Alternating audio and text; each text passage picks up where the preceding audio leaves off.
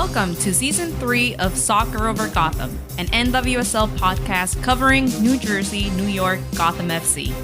Hosted by Ruby Pinto and Gary Gibson. Welcome to episode 84 of Soccer Over Gotham, Crazy 84.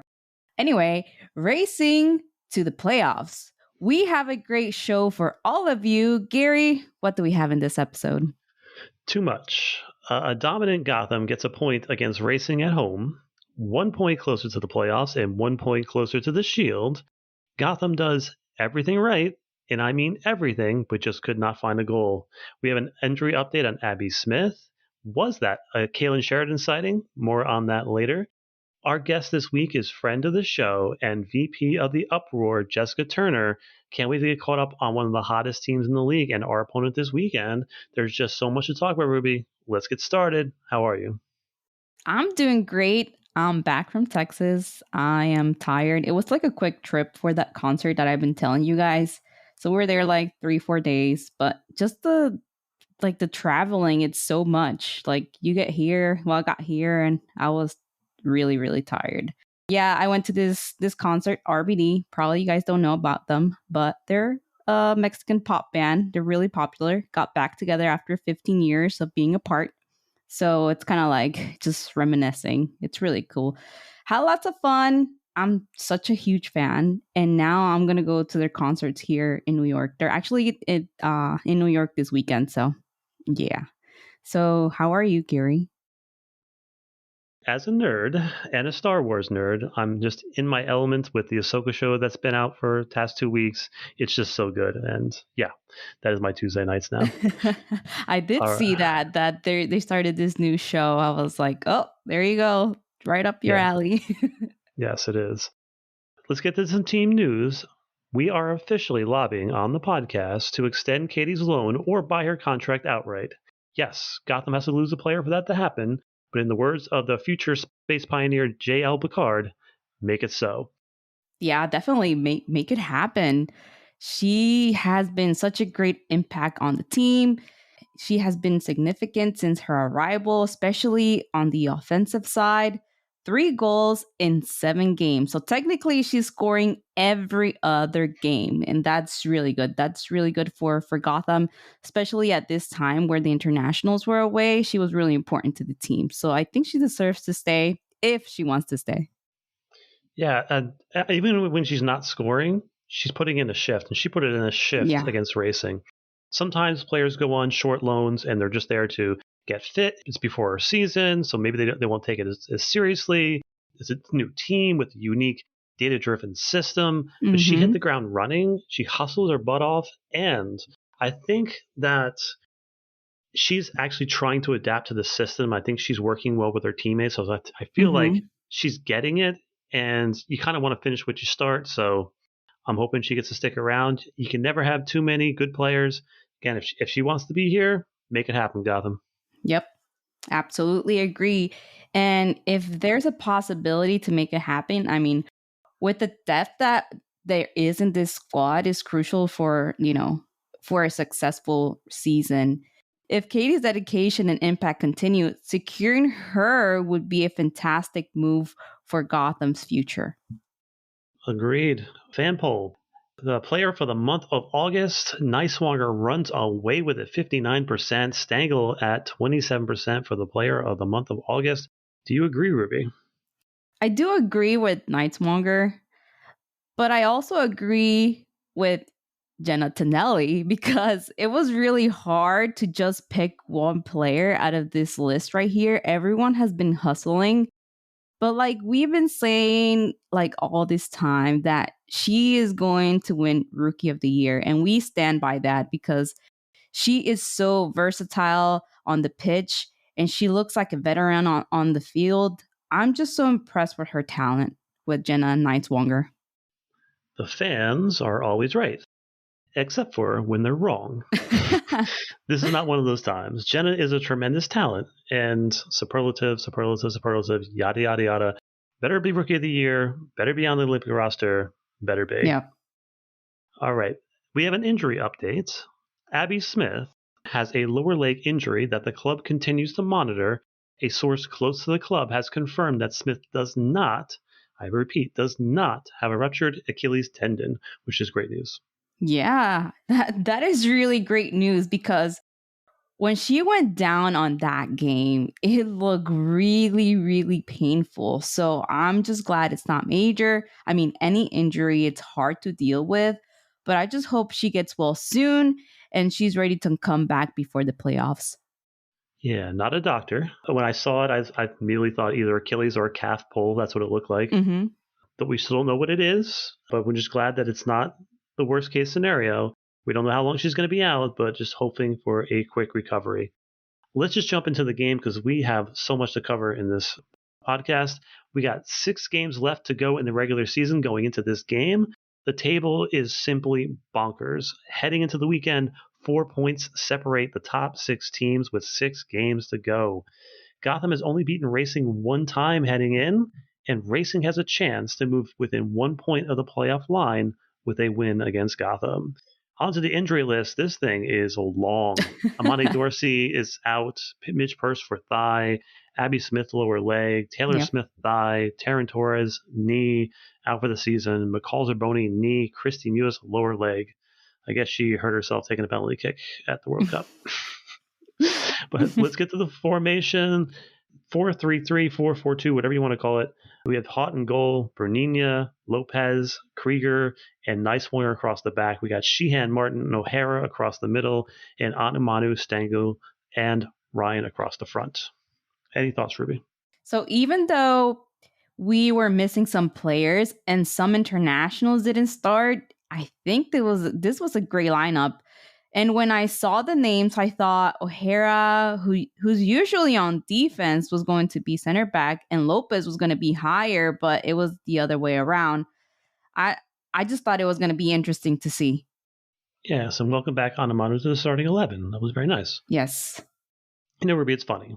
The lineups always get announced when I'm driving to the games. So I peek at it. I'm not texting while driving, people. Relax. I'm like, I look at this roster. I'm like, is that too many defenders or is that too many midfielders? What is going on here? And, I don't know what it is, but I like it. That's my initial thought. I did put that on Twitter. But, Gotham plays so high up the pitch and in such a compressed area, players floating everywhere. At the game itself, like I just totally gave up on trying to figure this out. 1 minute, everything is clear. And then Bernina and Nicewanger are both on the left side. Yep. The next minute, Krieger's up at left midfield. O'Hara's at center back. Nicewanger standing next to Stengel. I tried. But this team is just too fluid, and I'm going to have to get Coach Botello to sit down with us to explain it. Right. But I think he will say the pitch is a chessboard and the pieces or players have to move strategically, which makes sense in a way because even though chess pieces have like a set role, they're allowed to move around the chessboard in order to do a checkmate. Indeed. Let's get to our overall thoughts and takeaways. So last time out, DeMello had way too much time and space to find the game. She was able to pick her head up, play Catlano behind the Gotham's high line over and over. Gotham learns their lesson and just floods the midfield. They play very narrow and compact. It just frustrates Racing early. They take a bunch of frustration fouls early on. It should be 1-0 in the 8th minute as O'Hara places a shot just wide of the far post.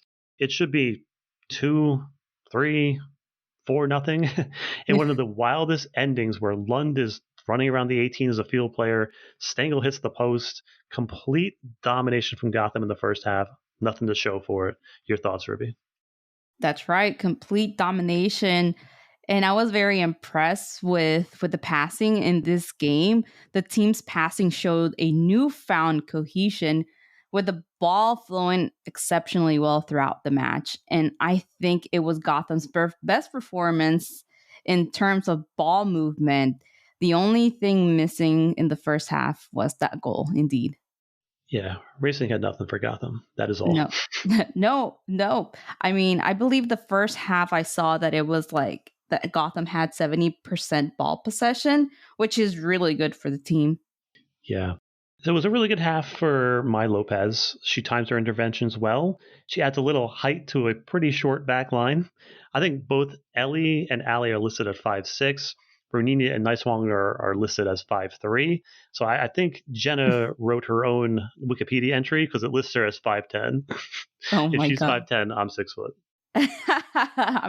I'm right behind you. I'm probably 5'10" as well then. But after you sent me that text last night, I was like, I have to Google this. So I Googled it.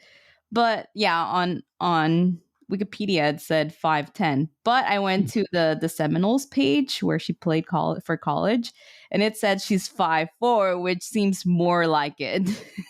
Yeah. And yeah. And then on Lopez, definitely she definitely stands out because of her height and her long legs. And I have a feeling she will be replacing Krieger when she retires. That would be a very interesting occurrence. Let's get to the second half. Should be 5-0, 6-0. Lund makes 2 good saves on Yasmin Ryan. Ryan also has a last-ditch tackle deflect over a shot over the bar. Racing brings on Gotham killer Catlana, and just Racing gave up all pretense of playing soccer and just tried to give Catlana behind Gotham's back line over and over again. And Lopez, Krieger, Jean at the time just were having none of it. And again, it should be 7-0 as Fairley whiffs on a rebound from 5 yards out. Once again, Gotham dominates this game and has nothing to show for it. What do you make of the second half? Gosh, it's just frustrating that they played so well. And like you said, probably like 7-0, but nothing to show for it. So frustrating when they play so well and they're not able to finish. But you have to take the small wins as well. You do. Like I said before, I don't think we've seen Gotham play and pass the ball with great flow in another game that I can remember right now. And I think now the focus should be on finishing those balls and those opportunities that they have, because there was a lot of opportunities in this game, but again, nothing to show for it. I would like to see more shots from distance. Ryan did take a couple of shots from distance, and those were dangerous shots, but she couldn't make it in. Before anything, like, you just need a little bit of luck. Just a little bit of luck, but they didn't have it in this game. We're back to asking for just a little bit of luck. Yeah, I'm going to blame the bad mojo that carried over from Saturday's Red Bull game. Boo. They need to separate these games at Red Bull Arena by at least a day just to get that stench of negative energy out of that building. I can say that because I'm a Red Bulls fan. It's really tough right now. Anyway, you can't play better than Gotham did. They're just unlucky. Gotham has an even goal differential at home and +2 away, and they picked up 2 more points on the road than they have at home. So RBA just needs a priest. I know, right? Maybe like we need to go and Sage Red Bull Arena or something before they played. But I mean, 1 point is better than no points. Yeah. I'm alluding back to what you were talking about with the shots. Gotham is either not patient enough, and they're just not putting enough power on their shots, or not taking well enough shots, or they are too patient and allowing teams to block the shooting lanes. There is also a problem when you are pinning a team in and the defenders don't have to travel far to get back in the box. It's a problem that this team needs to solve. It's tough. It's a simple fix. Yeah, the patience thing, I think, yeah. Sometimes I'm like, shoot, and they don't shoot, and they keep passing around. I'm like, shoot. But yeah, they'll get it. They'll get it. Yeah. Let's get over to some player notes. I said, as far back as I can remember, that Mandy is in the same mold as Sheridan. And it's immediate how comfortable Gotham was in just playing the ball back to Mandy in tough spots. And Mandy, like Sheridan, was excellent in distribution. She hits that long first time switch out of pressure so well. But also, like Sheridan, she holds onto the ball to the last possible second to draw the defender all the way in. Yep. It makes you just hold your breath. She was laughably credited with a successful dribble when she took on that one player. Yeah. But Mandy Hot in this game, she was so involved.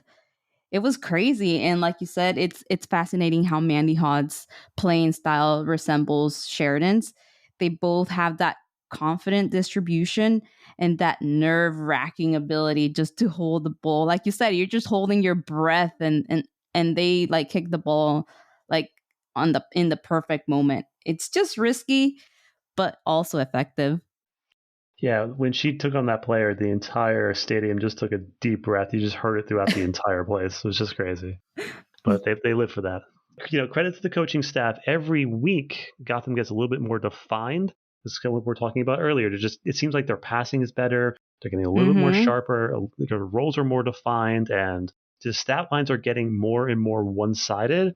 The opponents are not getting to execute their game plans, and they're forced to play the game the way Gotham wants to play it. So where like Williams and Mewis are coming back, we have Gonzalez coming. We have this Mm-hmm. team it's a real contender if they keep just pushing teams around. Yeah, it's so fascinating as well to see the evolution of this team from the beginning of the season until now. It's been a progress little by little, and I have been enjoying seeing this team doing the work, putting the work in and out, not giving up in every game. They're fighting until the end, like to win every game. I love the mentality in this team, and it's so nice to see it, like the results now. And it makes me more exciting now that, like you said, we have Williams and Mew is back and Gonzalez is coming. So this team keeps getting better and better and more dangerous. Yeah, there's also something to this team is making a lot of changes on the roster. And sometimes the teams that do the best over time, like let's say, use an example as like the OL Reign and Mm-hmm. Portland Thorns, those Yeah. are teams that don't make a lot of changes. Yeah. It is a similar roster year after year. They add one player or two players there. Mm-hmm. Continuity means a lot going down the road, but I like what Gotham's doing. This roster needed a whole overhaul. So I think they're setting themselves up to build a solid core of young players that they're going Yeah. to be able to build year after year with this group, and I like it. Yeah. But, I want to just say one more thing. And like you said, how the Thorns and Noah Rain like keep the same players. And I think that's what Gotham wants to do as well, because most of these players have a contract until mhm. 2025. So that means there's 2 more seasons that they're going to be together. They're going to be able to get used to each other, their playing styles. The more you play with someone, the more you get to know them. And then by nature or by instinct, you're just going to start kicking them all and you're going to find your teammate. Yeah, definitely. I didn't mention it earlier. Maybe I should have. Mm-hmm. Racing isn't a bad team.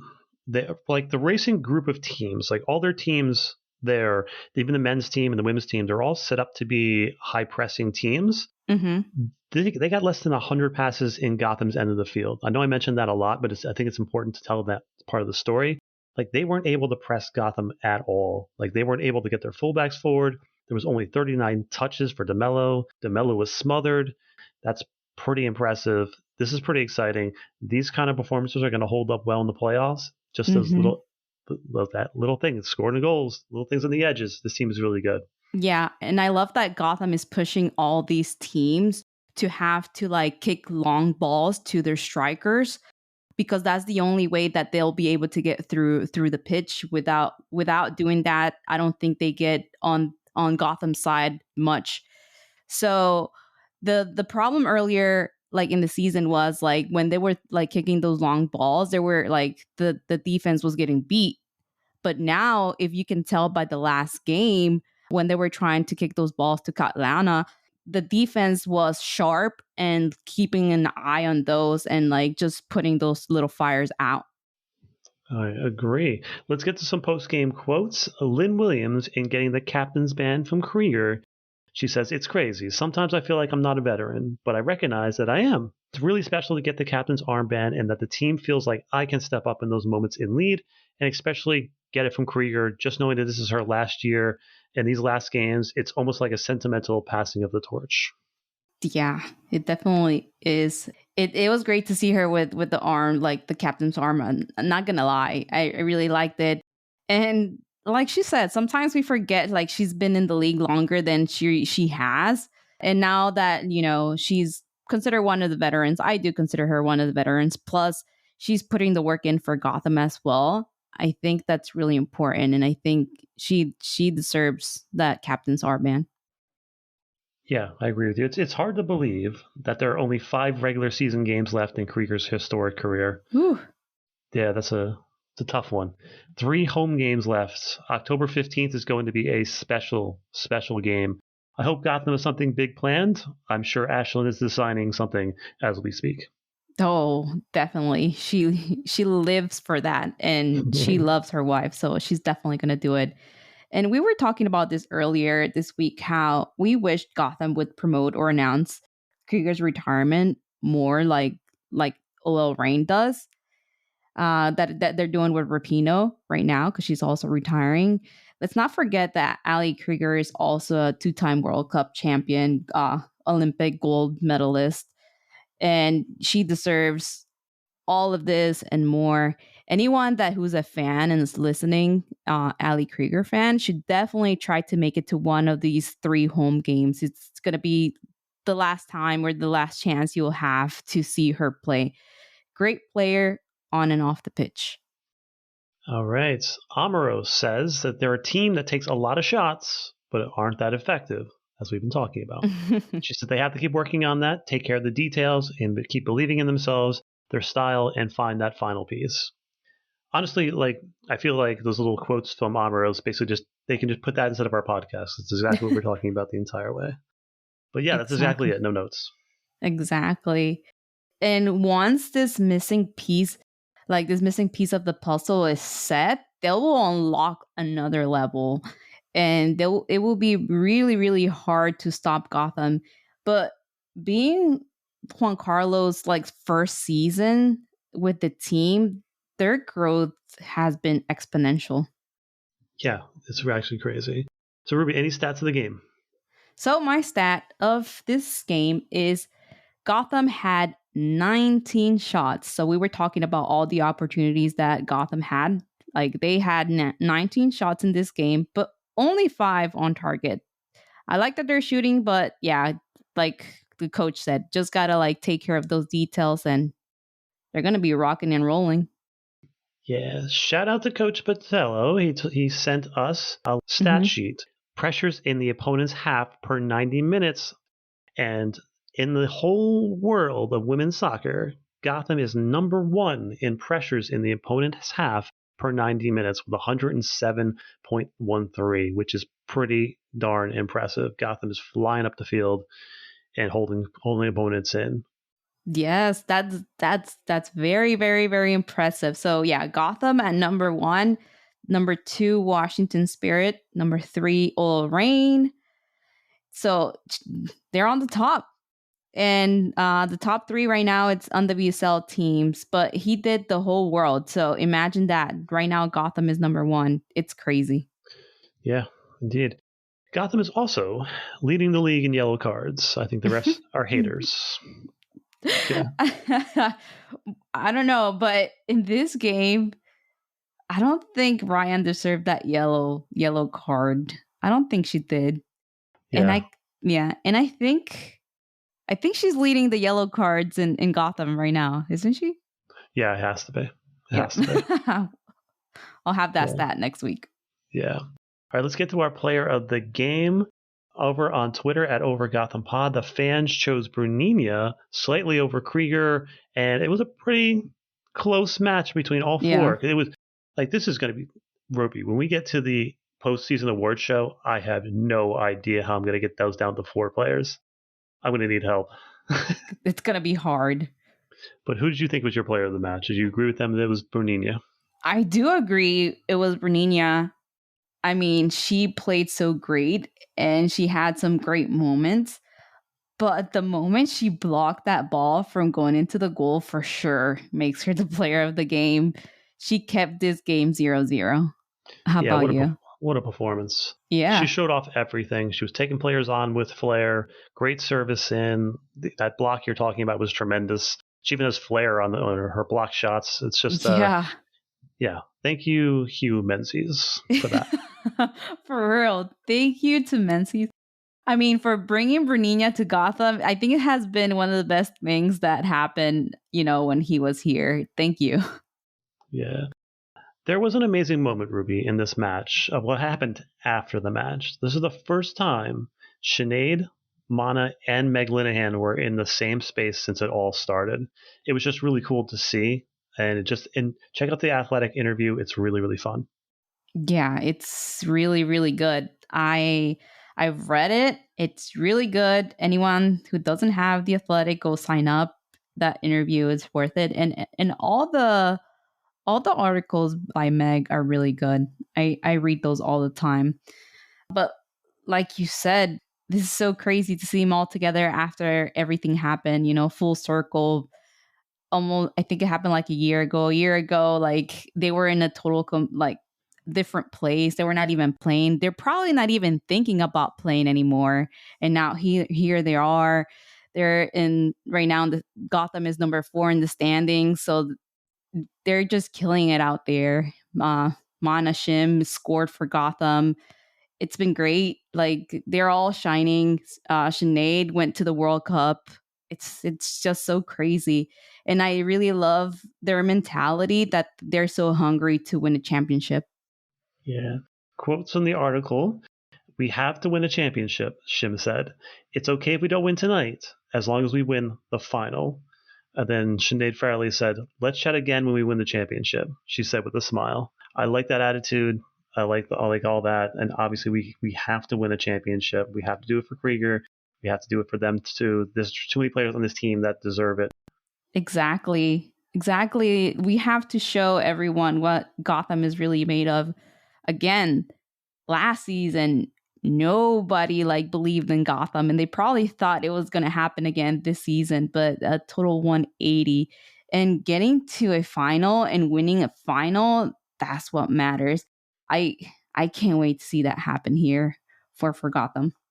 Yeah, they better believe in us now. But let's talk about how we get there. Right now, we are, as you said, 4th place, 3 points from first. All right, nerds, here we go. It's crazy that with 5 games to go, no one has clinched. So it is possible that the number 1 team can still miss the playoffs, which is crazy. We have 26 current points. Our points per match are 1.53. If we want to make that to that 33-point threshold, we need 7 points. We need 2 wins and a draw, or 1 win in 4 draws. Let's not do that. Maximum points that we can get is 41. And if we projected out our points per match to the rest of the season, that would be 33.65. We made it. 3 home games, 2 away games against the away games are against the current number 1 and number 2 ranked teams. I hate to be negative here, but the Shield, although possible, I feel it's highly unlikely. Gotham would have to beat Portland's record over the last 5 games and then get a win and a draw over that. They make up 4 points. It'll be tough. It's possible, but temper expectations for that one. Yeah, I mean anything could happen, I guess. Yeah. But if we can avoid the Thorns getting the Shield again this year, that would be epic. Yeah, and Sophia Smith has a sprained MCL, so she's week to week. So that's a big pull for that team. So that puts them a little bit open. So that's interesting. And they do have to go through us. We will play Portland in Portland, but that should be an incredible game, especially what happened last season. Let's get to our next opponent. We got the Courage again. Gotham had an Ali Krieger in a candy corn Gotham jersey style dominance in the last run out against Courage at home. Now the Courage will be without Fox for red card suspension, which is good for us. Also, the Courage have to prepare for a midweek Challenge Cup game against the Current, so they'll be preoccupied. Your thoughts on this matchup, Ruby? Like you said, right now, North Carolina, it's a very strong team, but I feel like Gotham is used to showing up against big teams and putting the work in, either like winning or not, or tying the game. So I think this is going to be a great game. Last game they did phenomenal, even though North Carolina came from 2 games winning 6-0 and 5-0. Gotham shut them down, and they were like, not here, you guys are not going to score. So I hope Gotham is able to do that again, even if they're playing at their home field. They need to go and just fight for that win, because like you said, we have 5 games left. So it's really crucial for Gotham to be able to get as many points as possible to secure the playoff spot. Yeah, the advantage is Gotham's. The Courage were the team that were essentially run off the pitch last time out. It's up to them to come up with a different game plan, because Gotham now has the blueprint. They'll have Murphy, Sullivan, and Caroline back, which is interesting. I say Gotham gets the 3 points on the road in Stengel's last game before her loan ends. Sadness. Ooh. Hopefully, it's not the last game. Yeah. What are we manifesting this week? I want to manifest for Gotham to claim the number one spot again, if possible, please. To do that, they need 3 points this weekend, and that's what I'm manifesting this week. That is all. I don't care how they get it, just get it. And, you know, as we said earlier, let's also manifest that Gotham figures out a way to keep Stengel. Make it so. Yeah. And she's been scoring every other game. She didn't score in the last game, so if everything goes according to plans, she should score in this game. Yeah, put it on them. Any random thoughts before we go? I do not have any random thoughts. Do you? No. Let's just get to our interview with Jessica Turner, my friend. Let's get to it, shall we, Ruby? Let's go.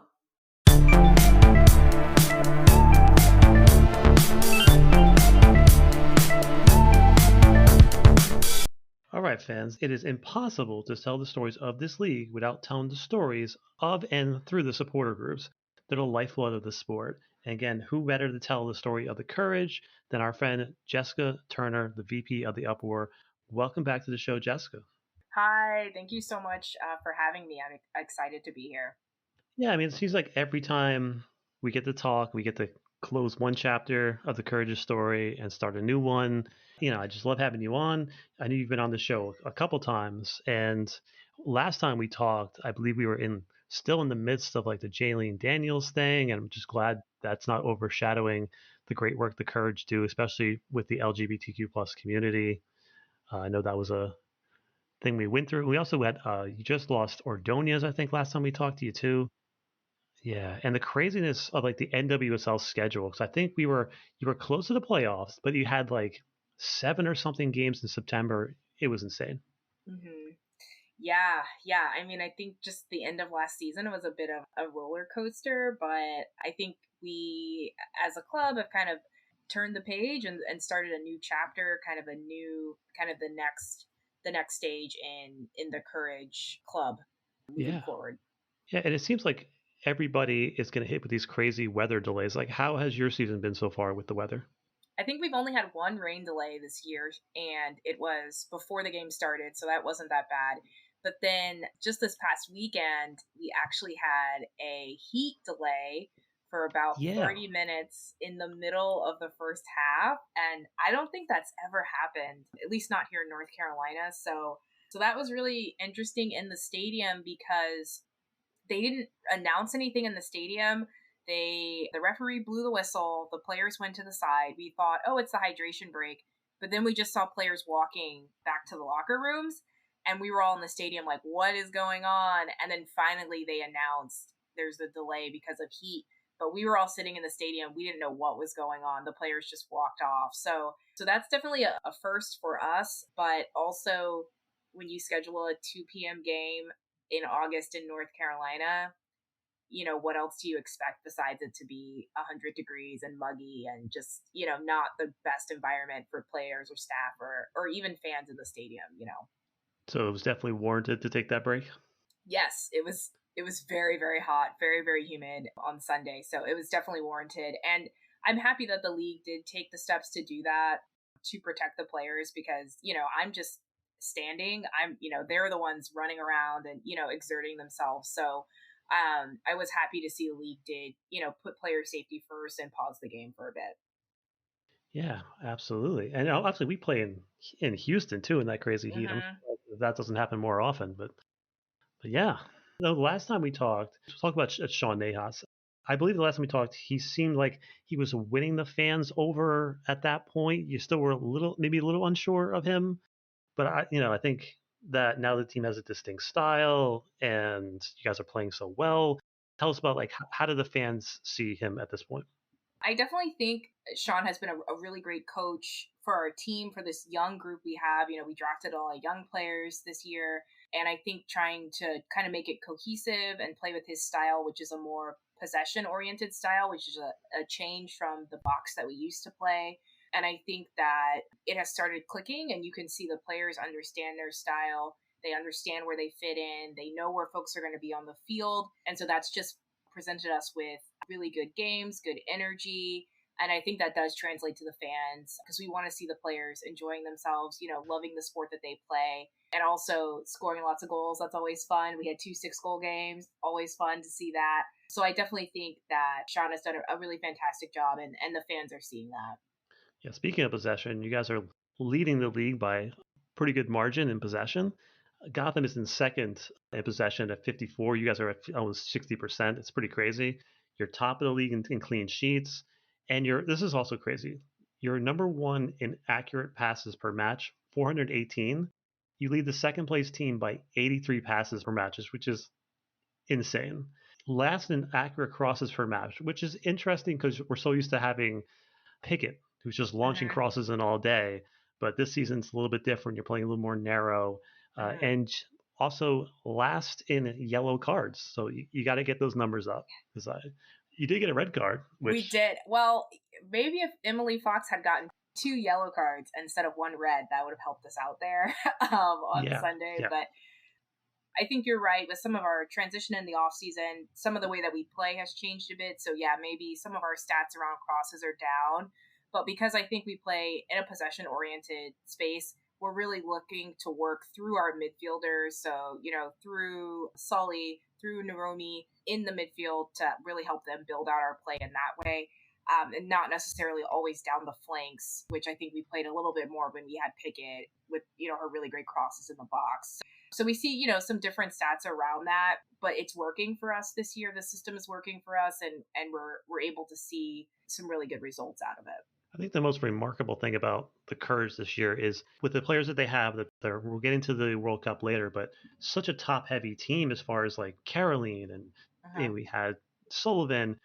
You lost those players for the World Cup, and you really didn't bring in any big-name players, but the team kept plugging along, and they were still winning games, and you guys are in the hunt for the Challenge Cup. So what does that say about this team and its depth? I think it says just everything about the work rate of our team and the heart of our players that, yeah, even though we had, 6 internationals gone, some big names, they really said we are still a contender and we are going to show that during this break. And when given the opportunities, players have stepped up. I think Tess Bodie was really great during the break. I think both of our center backs, Malia Berkeley and KK, have stepped up this year and have been really amazing. I thought Pinto played well during the break. So we've just seen players really step up. Our draftees, I think, like Haley Hopkins, I think really stepped up. And so you haven't seen the quality go down in our team just because our international players are gone. You have seen players say, we are going to keep the same high quality soccer and we're going to go win the games that we need to win to keep our team in a position, whether it's for the Challenge Cup or for the Shield. We're going to be consistent. And I think that really comes from day in and day out, the players putting in the work in practice with coaches, the coaching staff as well, preparing them so that any player is ready to step in and still keep that really high quality. So we're going to get to the Challenge Cup. What was it like for you guys watching that Gotham against Orlando, thinking that Gotham gets 1 goal then you guys are going from the top of the group to possibly out of the Challenge Cup, but what was that like for you guys? Stressful. Yeah. It's very it was very, very stressful. We were definitely sending all of our good vibes to Orlando that day, just giving them like all of our power towards them to win and to score goals. So it was definitely very stressful. I think, as a fan, I always want my team to be in control of their destiny, right? So for us to decide whether we win or lose and not have to wait, for other teams to decide that. So, it was a little stressful, but Orlando pulled it through. And we're into the semifinal, and we're going to KC next Wednesday. Hopefully win and then go on to defend our title. So yeah. So what was it like rooting for Orlando? It was weird. It was like a little weird. I was like, oh, I guess we're rooting for Orlando now. But we needed to do that. So if it helps the Courage, I'm okay with it. Except Portland, I'll never root for Portland. But anyone else, if it helps the Courage, I will root for them. Yeah, and speaking of the Challenge Cup, I know the Challenge Cup is going away. It's now going to be a one-off competition between the Shield winner and WSL Cup winner, which could be both of you. Could be. Yeah. So I'm curious your thoughts on the tournament itself and the changes. I'm kind of sad to see the Challenge Cup go away. I think this tournament has been a really great way for players who maybe don't get a lot of minutes during the normal season to get minutes and to make their mark. I think particularly with expansion, there are players that are able to use the Challenge Cup to kind of make their case for an expansion team to draft them, right? And to kind of raise their stock a little bit for someone to say, you know what, we want to draft them for our expansion team and they could be part of building something here. I'm a little sad about that. I know that UKG, I think the prize money this year is $1 million.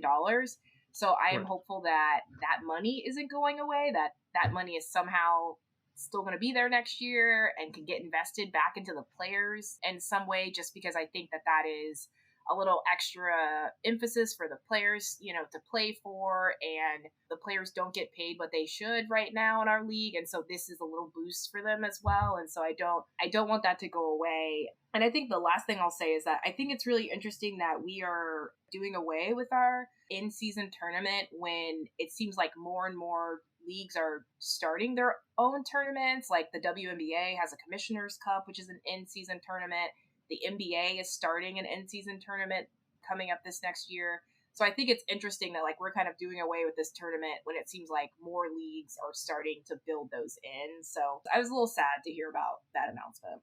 Yeah, I think you hit on the two major points. Because one is obviously those tournaments are designed to get younger players more minutes, and in a short season like 22 games is not enough to get all your young players on the field. So it's a good way to showcase players. So, but maybe these new leagues that are coming up, the USLW League, the USL Super League, with Liga MX, maybe there are going to be some kind of inter leagues cup or something like that. Maybe a open cup for the women's game, which would be pretty cool. The leagues cup, like how they're doing it now with the MLS and Liga MX, I think that would be interesting as well. But yes, I'm very concerned about money going away. And also, how does it feel to be in the late stages of the season and have a balanced schedule? Yeah, it's been rough. Oh, go ahead. It's been rough. Like the past couple of seasons, I think both of us had 5 games in hand at this point. Yeah, it actually feels, I think it feels good to have a more balanced schedule. Yeah, to not feel like, okay, on the back end, there's all these games. And I was a little worried about that going into this season just because I knew there was going to be some type of World Cup break. And so I was like, oh no, are they going to try and, back end games thinking, oh, we'll have a World Cup bump. So let's put a bunch of games on the back end, try to capitalize on that. But I think it feels good for it to be more balanced and to not feel like, oh, there's just so many games to go from a fan perspective. Also for the players, right? It's easier on their bodies to not feel like they have a game after game after game, but it's still going to kind of be that once a week format for them as well. So I'm happy with the schedule, this season for the most part. Yeah. And how has the Uproar been doing this season as far as memberships and all kinds of good stuff? And how's that been going? It's actually been really great this year. We just celebrated 4 years as an SG. Oh. That was really amazing. I think one of the ways that I've seen the growth is we did a kind of a player appreciation week last week, and we had folks make signs and kind of hold them up behind the bench for the players at the start of the game. And we had so many people that were like, I want to make a sign. I want to hold up a sign. I want to be part of this. And I think that that's part of just our growth over time, and just having so many more people want to get involved, want to show their support for the team, want to do everything they can so the players know, how grateful we are that they're here, how much we enjoy being able to watch them, and how much we want them to succeed. So yeah, it's been really good, and we've seen a lot of growth this year, and so I'm excited for the future. And you guys are very, very community oriented, and you guys do a lot of event stuff. So last year we talked about it. It kind of got a little bit overshadowed with the Jalen Daniels thing, but you guys do a lot for the LGBTQ plus community there and with the Courage. Mm-hmm. Yeah, this year we did Pride Raiser during the month of June, and as well as the Courage had a Pride festival this year for a Pride game, and so we had a booth at that, as well as we've done some work with some queer community groups as well, just making sure that they feel represented, they feel safe when they come to Courage games, doing all of that. And so it's something that's really important to us, not only just because of some of the history of the Courage, but just in our state. Unfortunately, we have a political climate where the queer community is really under attack. They just passed, it's very similar to the Florida Don't Say Gay bill that was just passed in our state recently. And so we are seeing that it being a moment where it's like we have to speak up, we have to fight back. That is really important to us. So we are going to continue to do that going forward.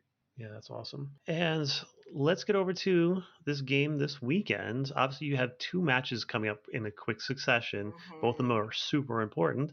Mm-hmm. As we discussed earlier, these are the two top possession teams. But at the same time, Gotham kind of overran the Courage last time out and had kind of like a perfect game plan, use their strengths against them. I'm excited to see what plan Nejas comes out with this game, because I respect him a lot as a coach. I'm just curious your thoughts on this matchup, and are we going to see a lot of rotation because you got a big game on Wednesday? Yeah, I don't know if we're going to see a lot of rotation.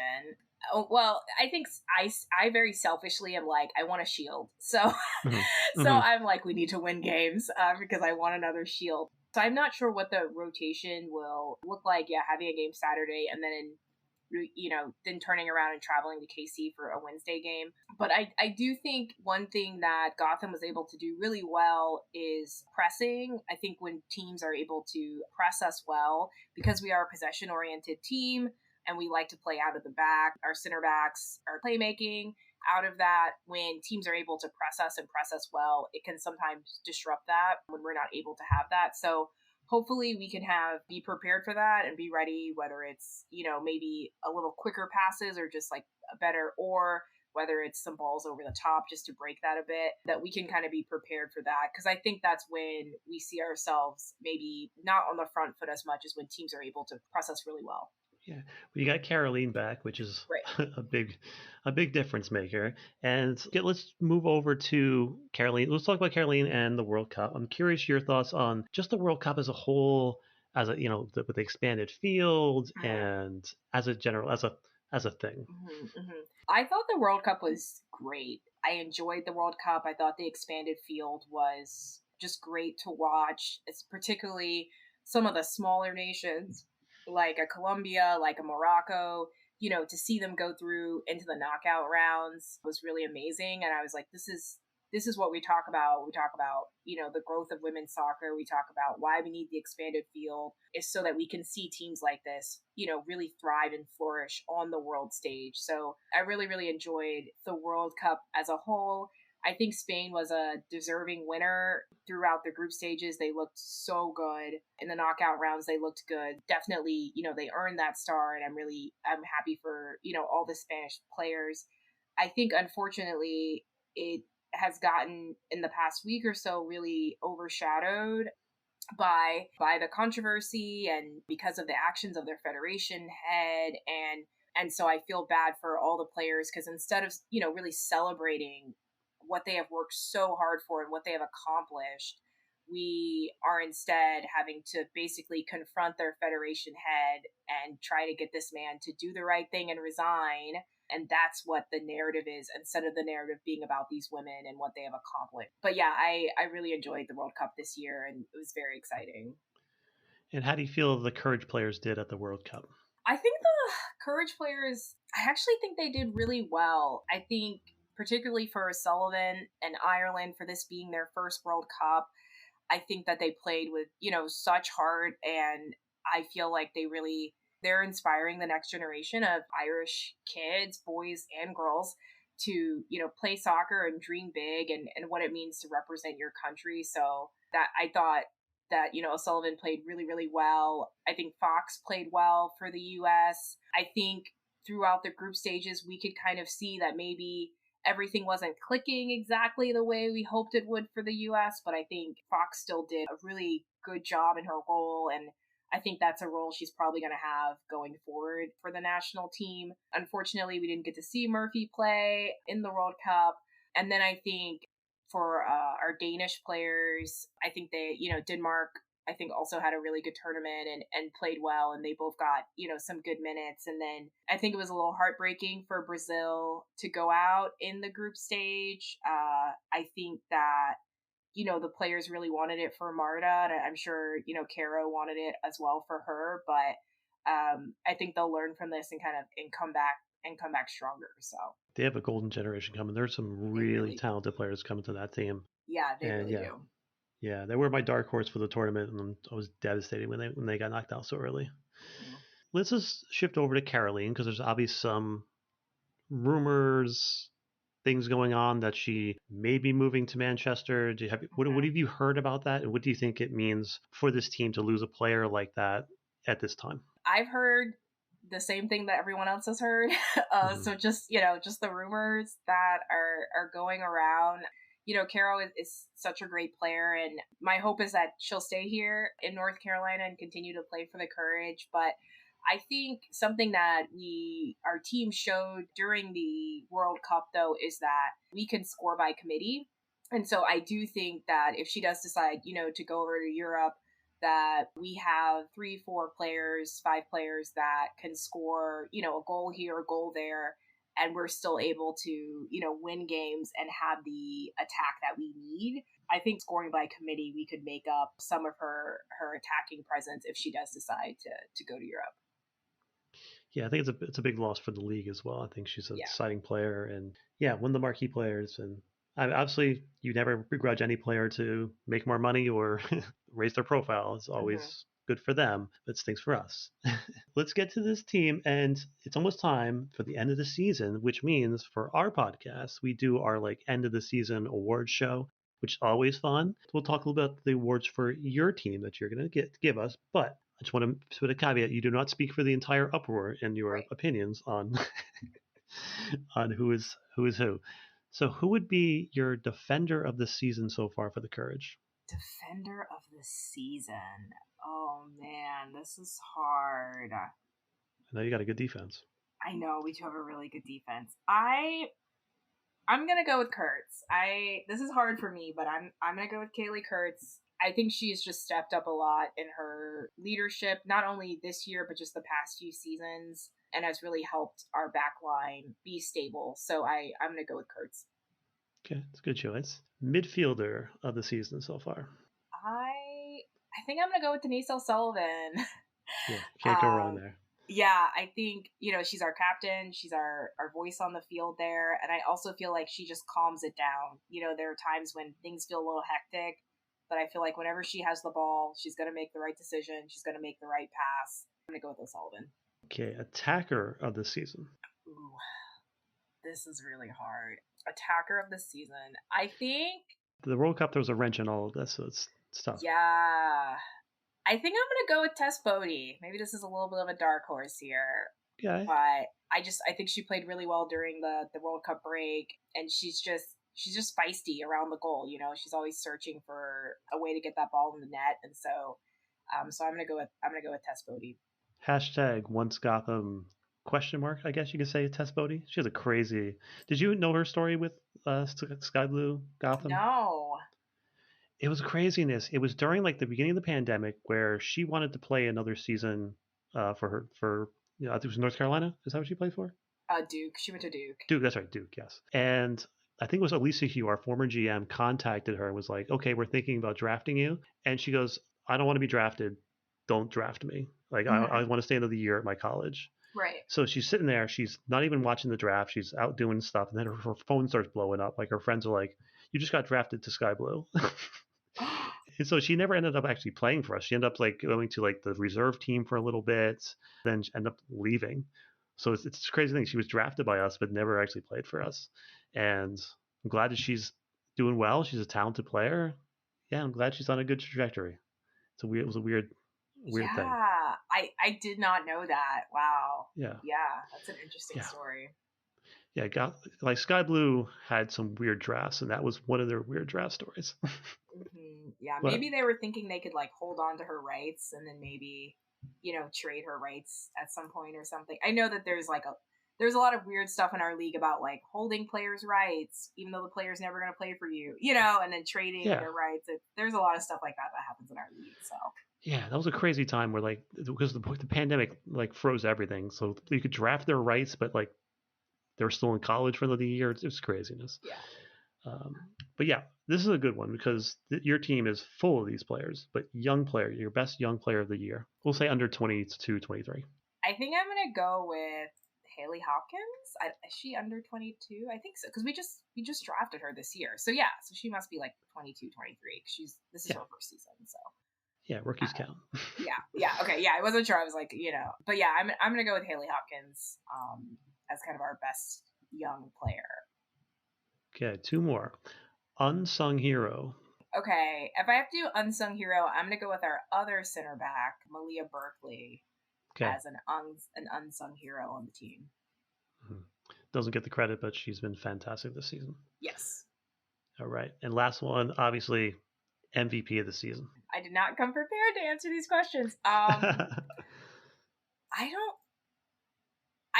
I mean, this might be me like cheating a bit, but I just think, can I just say like our players as a whole? I just think the players have really come together this year as a unit, and it's just been really great to see all of them just play together really well, regardless of who's in the starting 11, who's on the bench, what does that look like, what does the rotation look like.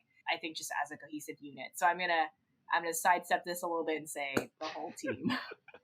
All right. And this weekend, what's the weather looking like in North Carolina for Saturday? I believe on Saturday it's supposed to be sunny, 85, I believe is the current weather. So not too hot. Yeah, it says sunny, high 83. So we should be good, good soccer weather.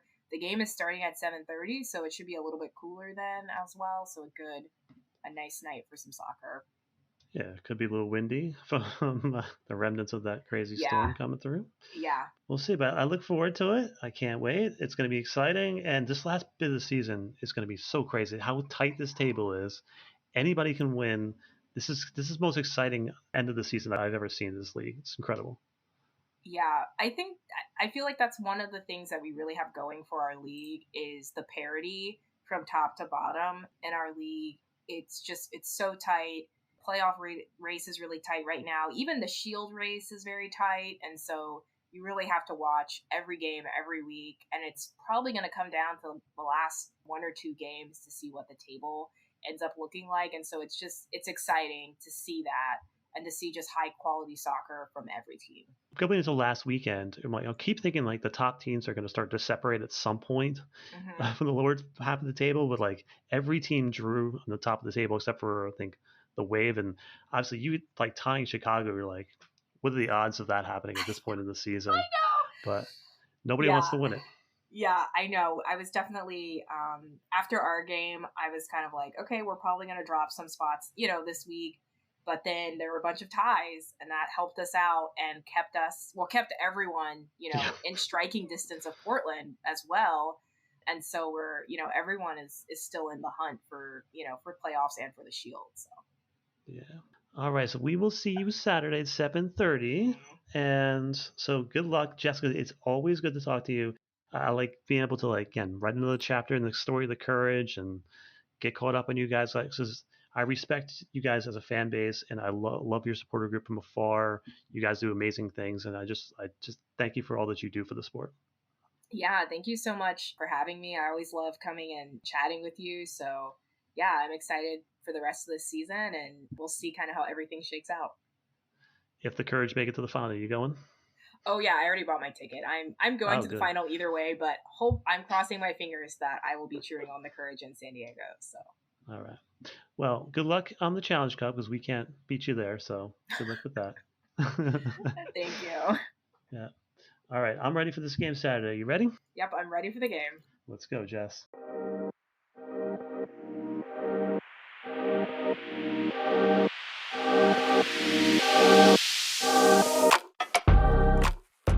Hi, everyone. This is Gary. Thank you for listening and supporting our project. Here are other ways you can support the show and connect with us. First, word of mouth is everything. So please share our show with anyone who might listen. Also, please rate us 5 stars on Spotify and review us on iTunes. You can purchase our merchandise at the TeePublic store. Join in the conversation on Twitter at OverGothamPod and Instagram at SoccerOverGotham. Lastly, you can email your thoughts and questions at soccerovergotham@gmail.com. Once again, thank you.